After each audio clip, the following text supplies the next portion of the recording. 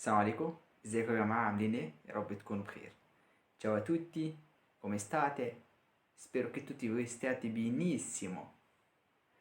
Benvenuti sul mio canale. مرحبا بكم في قناتي تعلم اللغة الإيطالية.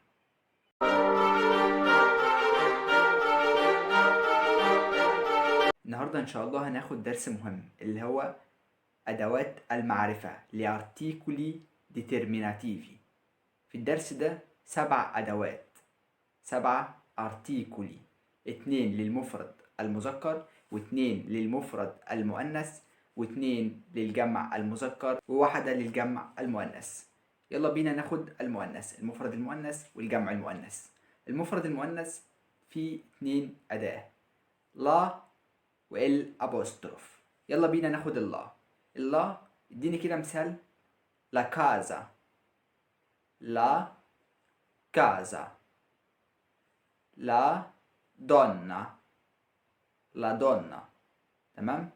الكلمات الصحيحة اللي مفيهاش حروف متحركة، إنما لو في حرف متحرك هناخد الأبوستروف. دي تاني حاجة في المؤنث، في المفرد المؤنث الأبوستروف. مثال كده: l'amica، l'amica.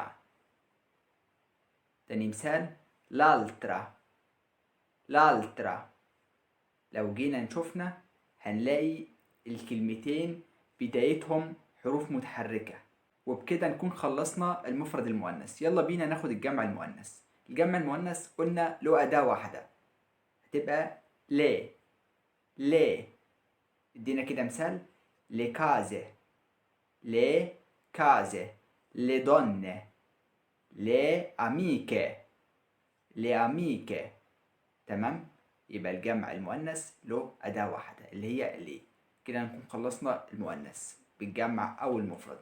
يلا بينا ناخد المذكر. المفرد المذكر له 2 أداة، ال ولو. ال مع الكلمات الصحيحة المذكرة التي لا يوجد بها حروف متحركة.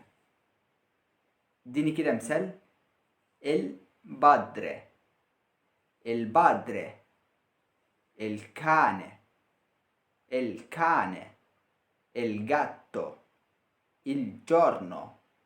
تمام كده؟ تاني حاجة في المفرد المذكر الأداة لو دي بنستخدمها لو كانت الكلمة مفردة مذكرة سواء متحركة أو ساكنة وقدامها حرف من الحروف اللي قدامي دي. يعني ايه؟ مش فاهم، فهمني يا إبراهيم.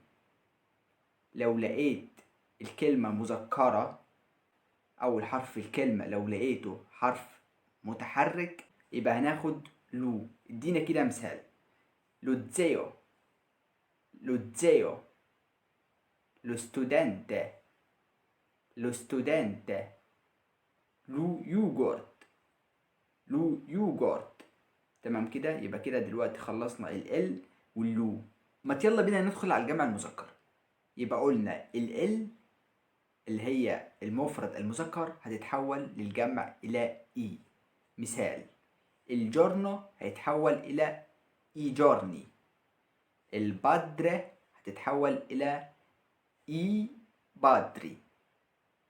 بعد كده تاني أداة في المفرد المذكر لو هتتحول إلى لي، لو هتتحول إلى لي. ادينا كده مثال: لو زيو الجمع بتاعها ليتزي دوبيا إي.